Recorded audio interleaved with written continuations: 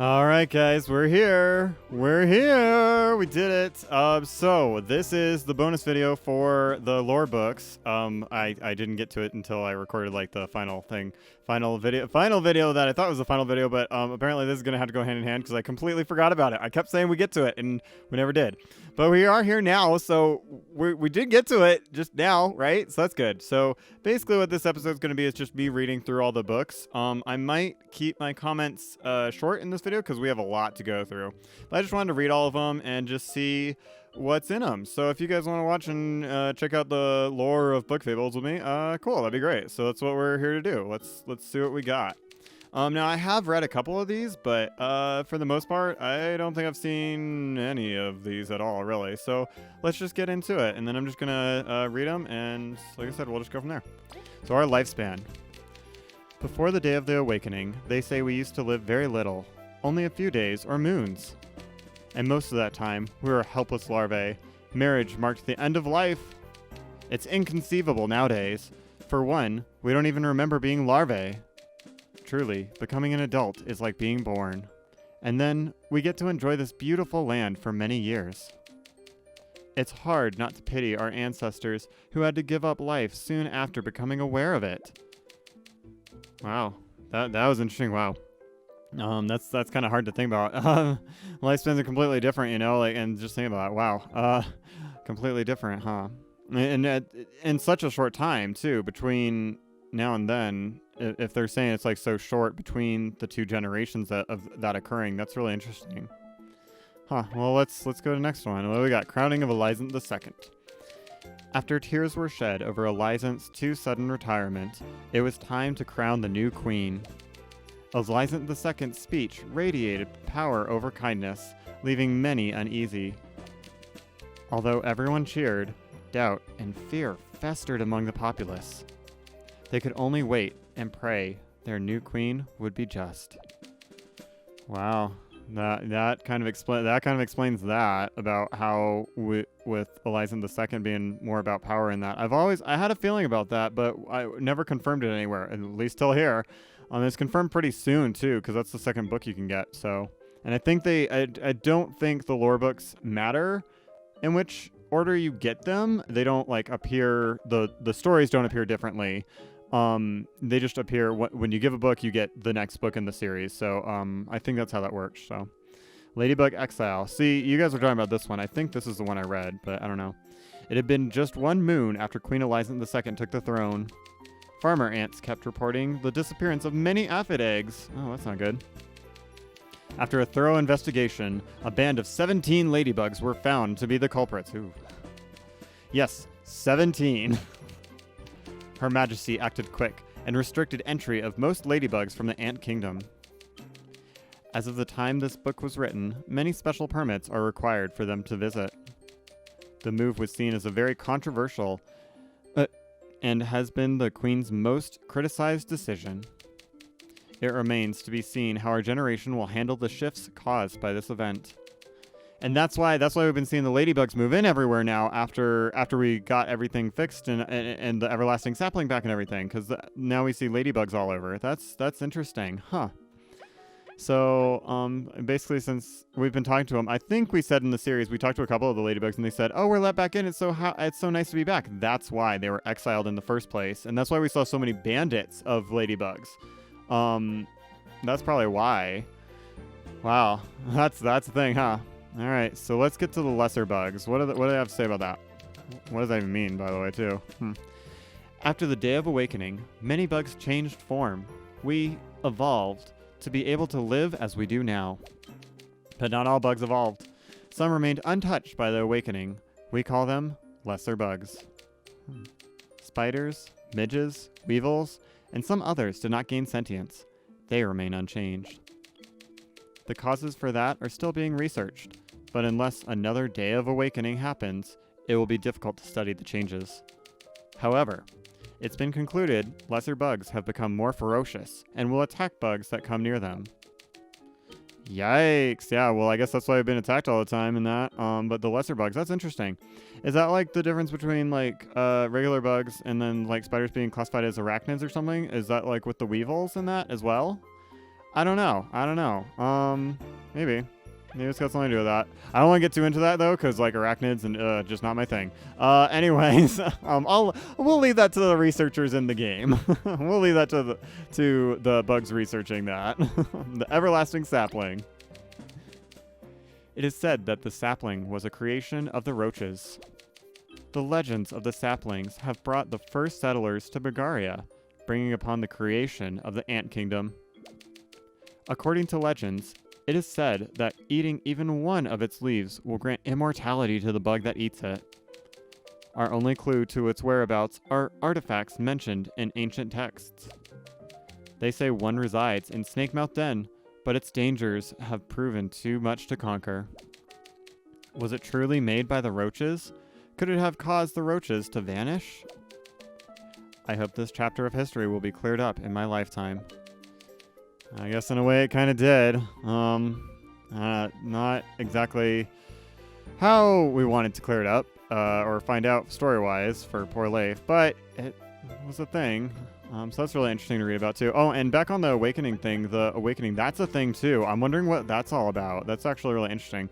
I wonder if the developers, if developers are watching this, please let me know. Or not, I don't know. Maybe it's just an idea I'm pitching out there. Like what would have been time, like seeing the awakening and like the before and after about that. That would be kind of interesting to talk about. And maybe not everybody awakened. Maybe regular bugs did. Maybe there were some regular bugs that didn't awaken. And I'm just thinking about that. That'd be an interesting storyline to talk about. Like you awakened and you're talking with everybody, and then your friend didn't, and now you have to like take him down or something. That'd be harsh, but that'd be interesting to think about for what they had to go through. Anyways, moving on. I'm tangenting. History of bees. Let's check that one out. The bees are close allies with the ants, and came in shortly after Eliza I settled down in these lands. While they used to make honey themselves, technological advancements made robotic drones slowly take over the honey's production. Many bees of the newer generation, barring scholars, do not fully understand how to make it. Their society is mostly composed of females, with males residing in the queen's chambers. Oh. I guess that makes sense now, because I was like, aren't you supposed to have like one queen bee, and like all the other ones are supposed to be worker bees, and if you get another queen bee, like that's a problem? Like, I was wondering about that, but now, apparently that's not a problem because they have all the drones. Duh! Oh my gosh, I didn't think about that. Huh. Or maybe maybe I'm thinking about that wrong. I don't know. That's what it is. A brief history of wasps. Alright, so this one I've been wondering about myself too. Although they've been around long before Eliza I's arrival, the wasps live just outside of Bulgaria. Thus the ants hold the title of the first settlers. They control most of the northern territory, composing of the far grasslands and the wild swamplands, and will attack anyone they catch intruding. Due to a history of internal conflict, even the young are well versed in military tactics and combat. Yikes, so that's where that comes from. That's gotta be harsh for them. I feel so bad. Yikes. It kind of makes me feel bad for the wasp, but we kind of saw through that when we met our first soup friend. We met our friend who liked the bug rangers and that, so that was cool. JDs. There we go. I remember names. I'm doing good with remembering names. I'm trying. Oh, a brief history of termites. Okay. Oh, and hopefully, I'm glad now, the brief history of wasps, that should be changing here now. Although the internal conflict, I'm still wondering if that might still happen with them, but hey. Brief history of termites. The termites, like the wasps, lived in these lands before Eliza I, and like them, lived just outside of Bulgaria. An isolationist society, they say the termites were close allies of the roaches, and as such possess advanced technology within their dome. Unlike bees and ants, the termites possess both male and female soldiers and workers in their society. They're also very good builders and know how to use clay well. That they do, man. They are like super advanced and super cool. But the conflict between Eliza II that we talked about in the main storyline, and then the termites, that may have caused issues there, but it's all good now. Things are going better now. The roaches. Ooh, not even a brief history of the roaches, just the roaches. Ooh, okay, so this gonna be good. The roaches are the oldest of the bugs that rose after what they call the Day of Awakening. Having mastered the art of crystals, Their civilization rose on top of this abundant power source. However, they suddenly disappeared. Many have speculated on the reason. Popular sentiment is some sort of civil war must have led their civilization to crumble. Personally, I doubt it. Surely some would have remained, then? If some roaches did survive, they lived far from Bulgaria. Perhaps not even they would know of what their ancestors did. Huh. Interesting thoughts, that's true. See, because I'm wondering what would happen there. Like, what happened there? Because we kind of know some of what happened with the roaches, but they weren't all lab scientists, I would imagine. So I'm thinking that it could be right that they, like, moved somewhere else, like far, far away or something. Maybe that's it. I don't know. It's kind of interesting to think about. That'd be interesting for more stuff to look into later. If there's more in the series, which I would love, but if there's not, like, that's where it ends. But I hope we get to see more, and maybe they'll talk more about this, or maybe we'll go a completely different tangent and we'll talk about a completely different story. That'd be cool too. Anyways, more on this. The Lost Art of Flight. Oh, okay, cool. That's okay. Because I've been wondering, because we've seen V and like the wasps and stuff be able to fly, but they still take like the regular path typically.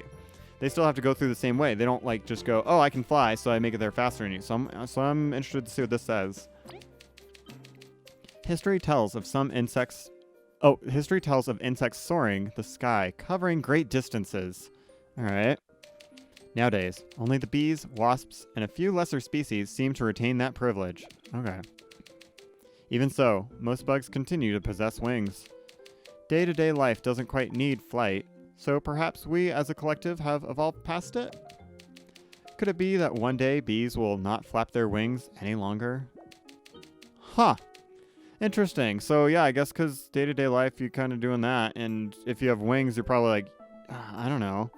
It's actually interesting to think about. If you had the ability to fly, would you use it all the time, or would you just kind of like walk and be okay with that and just not want to worry about using all your flying muscles in that, and just like then over time it would just like go away? Maybe that's it. I don't know. Mantid claws. What's this? According to data found in ancient roach slabs, mantises were used to have claws instead of hands before the days of awakening, or day of awakening. It's one day. What a weird way to live. How would they be able to hold stuff to make art or even cook nowadays? Thinking about it, this might be why they have an affinity for sharp tools. Fascinating. Some lesser mantids and mimics still have claws instead of hands. Such a pity. Huh, that's interesting. Okay. Alright, that's interesting. Because, like, they're saying, why would you have, like, claws instead of something else? Like, why would you have... Like, wouldn't hands be better to evolve into? But then actually claws would be for as they say in these texts, a lesser bug. Claws are actually much more useful. But to all the ascended bugs or the Day of Awakening, awakened bugs, there we go. It doesn't make sense because they're all, quote, awakened. So that's interesting. So they wouldn't understand in the same way, I guess, on why that would be useful. Oh, ancient crystals. So that's interesting. Let's see what these have to say, though. Many crystals exist around the world, filled with a mysterious power. The old roaches learned how to harness their magic, and crystals are now used as power sources for many machinery and other things. No current side effects from crystal exposure are known, making them relatively safe. Some children's tales mention that sometimes sounds can be heard from them if in a quiet enough place. Probably fake. Archaeologists say these crystals appeared at the same time the Day of Awakening started, suggesting a link between them and that event. I mean, I could totally see that. That makes sense to me, on those two being linked, but it's just really interesting on that. And it seems like this civilization, I guess, does not know as much about these crystals as they would like. And it's still, these crystal usage is relatively new. So that's actually kind of interesting to see. That's I didn't think it would be relatively new or anything like that, you know? All right. So the family structures in social bugs. All right, this would be cool. Let's see this, because we want to know what Lace's family is up to and everything. So bugs can be classified into two types, social and loners. Social bugs usually have a single queen, the mother of the colony. Although all individuals are siblings, they do not tend to see it that way. Some individuals grow closer to others by choice, creating their own small family cell. Social bugs are separated into workers or civilians. Workers are born to protect and take care of running the colony. Workers take their job very seriously and will fulfill their duties the best they can. Recently, some workers have rebelled to lead a loner life. This too could be an evolution? Civilians form family bonds more easily and care for the general well-being of their colony. It should be noted that social bugs referring to their queen as mother is considered a taboo. The queen, however, has freedom to call others their children. Okay, so that makes sense with all the queen and that, and what happened kind of with what's kind of going on with the bees and that, I guess. And I guess the wasp pool. I guess all the colonies and that. So that's actually kind of interesting. I never really thought about how that would kind of work, you know. So here we got Bulgarian honey. Let's see what's this got. Something about the pollen collected from Bulgarian flowers causes the honey produced here to be super sweet, but also super volatile. If the honey is mixed too thick or heated up too much, it becomes alive and turns into a being called an Obama honey. Scientists are still trying to figure out what causes the honey to turn into these beasts. Many tests point towards crystal fragments in the plants of Bulgaria being the culprit, but there's no conclusive proof. Huh. Okay, so that's interesting. So maybe the crystals are causing harm to people, but they just don't know it yet?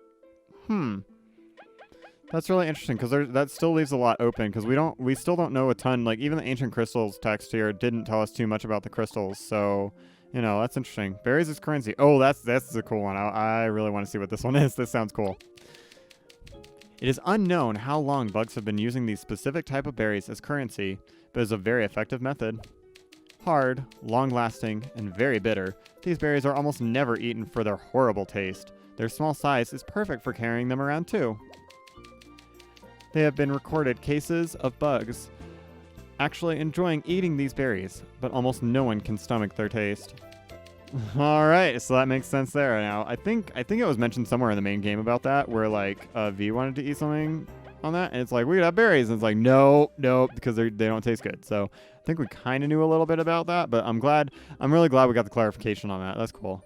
Alright, so now we've got dark cherries. Okay. Cool. I wonder what that's all about because I didn't really do too much with the dark cherries, so it'll be kind of cool to see what we've got here. Let's see. There are some rare berries in Bulgaria that are worth a lot. A lot. We call them dark cherries. A red counterpart has been found in the eastern lands, but due to how common they aren't as sought after. The dark variants strangely seem to only grow underground. Meanwhile, the red ones grow in tall trees. In any case, some bugs have a keen sense of smell for dark cherries. They're hired to find them so that they may be sold to collectors.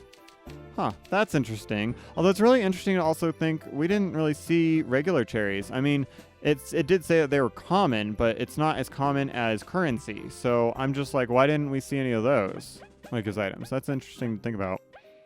But it's also in like the eastern lands, it said, so maybe it's farther off from anywhere that we actually went. Maybe this world's a lot bigger than we thought.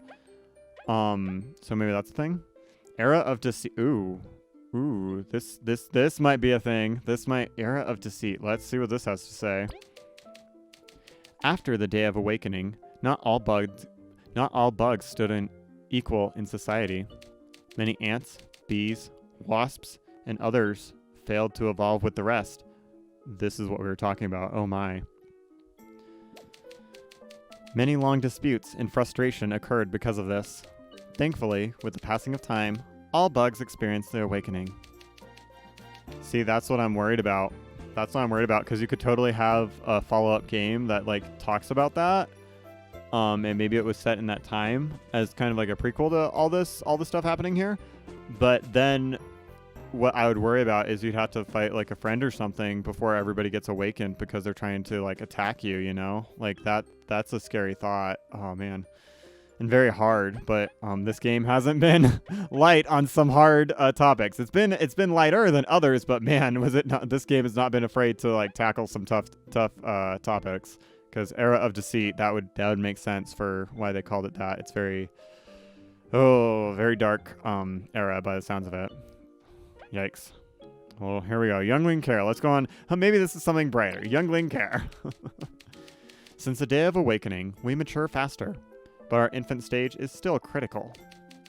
There can be events where the caterpillar or grub stages get interrupted, causing unforeseen consequences. If one is not careful, the youngling can turn into a dangerous, lesser bug. Nurseries must be protected and treasured at all costs, so that our future generations don't suffer such a fate. Huh. So, could that have been like our final episode there where we saw the transformation of one of the bugs, Jeez, I don't remember. I'm bad with the names. We only saw them like a couple times, but we went from the larvae to a different thing. We went from a larvae to a different thing. I'm just gonna go and say that because I can't think of the right words. But maybe that could have ended poorly if we let them get attacked or taken by the tribal bugs over in the wild grasslands. So that's actually kind of interesting. Or the far grasslands, the wild swamplands. There we go. I gotta get those right. So that's interesting to think of, that we could have actually been in a very dangerous situation right there. All right. Well, study of magic. Okay. Oh, study of magic. I like magic stuff. Magic's cool. That's why we like Life this whole time. Okay, not the whole reason why we like Life, but why I really thought Life was cool when we first found him. So let's see what this has to say. Study of magic. Magic is uncommon, and few bugs are able to use it. Some bees theorize that crystal exposure can grant magic powers, but testing urines no fruit. A legendary wizard that lived in these lands used to experiment with crystals to learn their magic properties, but he suddenly disappeared, and all knowledge of how crystals relate to magic disappeared with him. Rumors have said that he might be living in the far grasslands, but no traces of him have been located. Well, we actually found him. And he actually helped us a lot. It took me a mess to figure it all out to get him to help us. But yeah, we kind of figured that one out. That's pretty cool. Interesting. I wonder why they left though. That's interesting why they just like disappeared, because we never discussed that. That was never discussed with us. I wonder if there's something that I didn't see that could talk about that, but I don't know. Anyways, the Mother Crystal. Interesting. Deep underground below the Forsaken Lands, it is said a massive crystal resides. Said crystal might be linked to why Bagaria is such a haven in this area. The ancient roach text suggests it fell from the heavens during the Day of Awakening, piercing the earth. They said the crystal's aura protects Bagaria from the outside world's great perils. Some say that it is tied to the goddess Venus, the local deity of the Golden Settlement. Although personally, I would prefer not to speculate using local folklore. Further study is necessary, but the termites prohibit anyone from digging under the Forsaken Lands. Until relations between the kingdoms improve, reaching the crystal is currently impossible. Well, there you go. There you go. We improved relations, so now it's connected. That'd be interesting. I wonder what it actually holds. Does it hold anything? Could it hold something special, or is it just like a big crystal or something? Who knows? Anyways, the Deadlands. Oh, the Deadlands. Oh no. Okay. All right. Well, let's read what it has to say. The gigantic feral beasts that surround Bagaria. It's uncanny how we've gotten used to them. Eliza the First braved the Deadlands, riddled with those creatures, to ensure our peace. Although Bagaria is protected by the Mother Crystal, I struggle to write when I think of what could happen should that crystal lose its power. Oh, yikes. That is a very scary thought, because we just read about how the Mother Crystal is kind of keeping a protection barrier. Kind of reminds me of like some of the Tales games where they have like a barrier Blastia and stuff to kind of, or like, well, I guess that's Tales of not, jeez. I can't even think about it. I've been playing it recently, but I can't remember which Tales. One of the Tales games where the cities are protected from monsters entering them because they have something like a magical basically a magical crystal protecting them. So it's kind of the same thing with the mother crystal, except it goes over all of Bagaria. So that's kind of interesting to think about and see how that goes. The Northern Kingdom. Huh. I wonder what this is. Because this is further up than the grasslands? Far beyond the swamplands lay the Northern Kingdom, home to mostly many kind of beetles. Okay, yeah, because I was wondering, I thought this is where Kabu came from, right? Because that's where we talked about in the very, very beginning. So, I've been wondering about this. Oh, sorry. They are very traditionalist and hold honor above all else. However, many travel to Bagaria to escape the Deadlanders' attacks. The trip to Bagaria is hard. Oh, the trip to Bagaria is hard enough, but the north houses the swamps, filled with more dangerous creatures. To avoid the wasps' I don't know why I can't read this one. To avoid the wasps' hostility, most take the long route around their kingdom.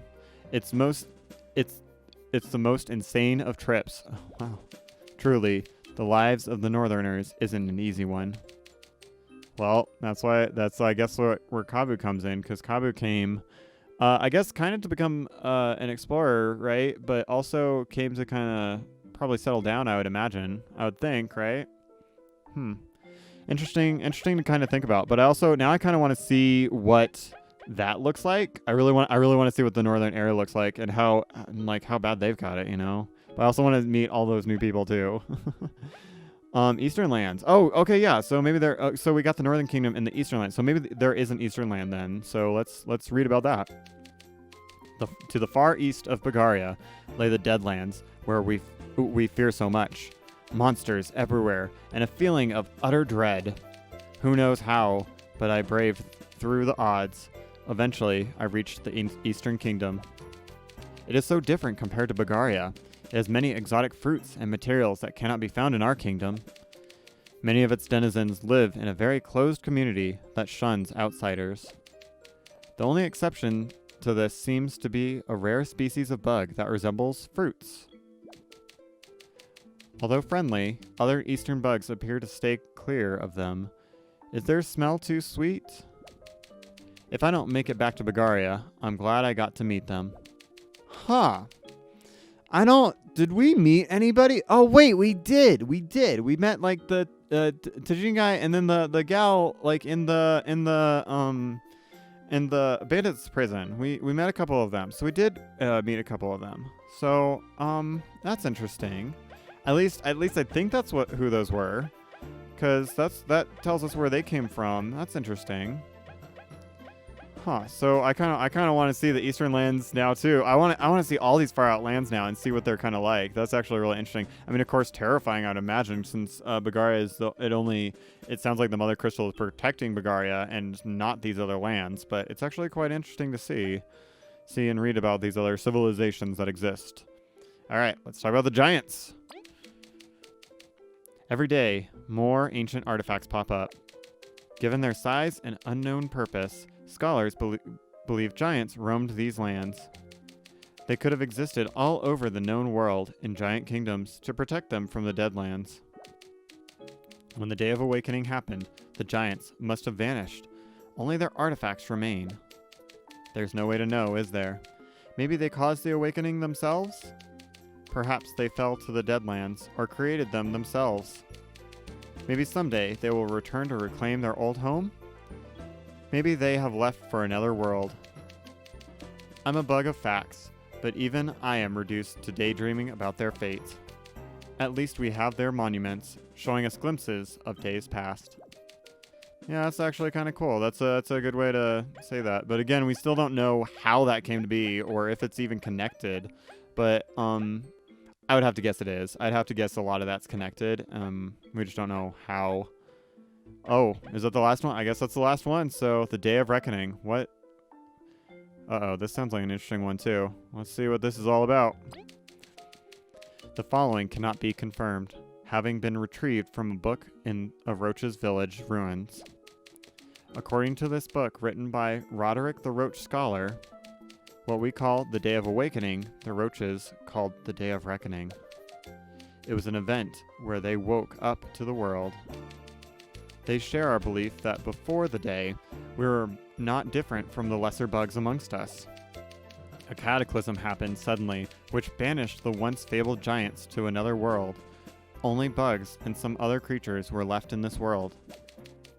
After said cataclysm, the roaches became sentient, giving birth to civilization. Other books by Roderick mention fires raining down from the sky and destroying the earth. Expeditions have not found craters or traces of such a disaster. Its constant mention in the roaches' text suggests it was a big part of their culture. Or it could be a religious creation myth? Roderick, were you lying? How are we supposed to find out? Curses. I'll keep this book hidden away until I can find the truth. I'll head into the Eastern Lands once more, if I have to.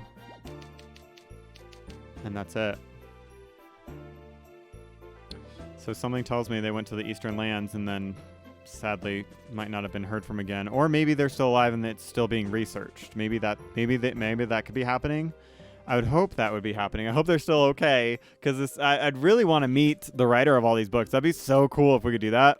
But, man, that's actually really interesting to see.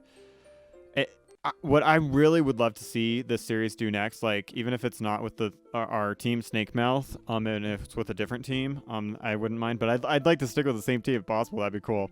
But if another game comes out, I would love to see what came of all of this. It doesn't have to go to the past and talk about it. Since we have a researcher talking about it now, maybe we find remnants of what happened.